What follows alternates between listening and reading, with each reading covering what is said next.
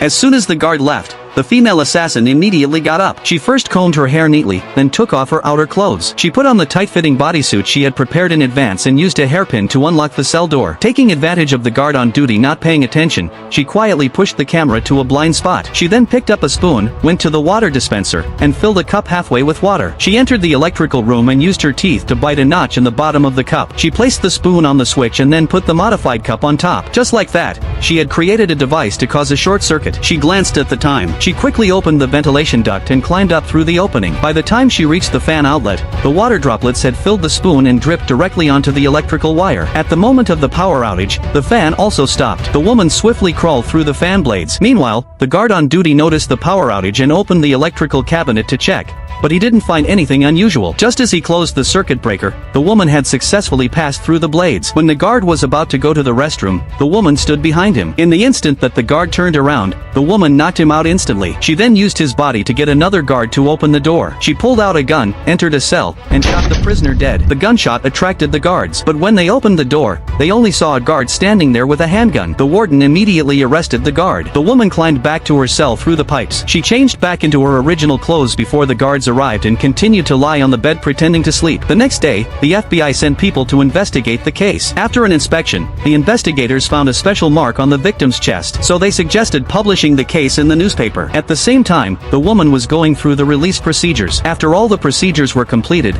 she walked out of the police station. She then found her uncle to report her success. However, instead of praising her, her uncle was angry with her because he had seen her in the newspaper. The woman said she did it to avenge her parents, whose brutal deaths she had witnessed as a child. Meanwhile, a man who saw the newspaper sent his men to investigate, but the police also received an anonymous photo. He compared the photo with the woman who had been arrested while drunk that day and found that they were the same person, so he immediately gathered his team to carry out the arrest. However, the woman had no idea that a much greater danger was about to come her way.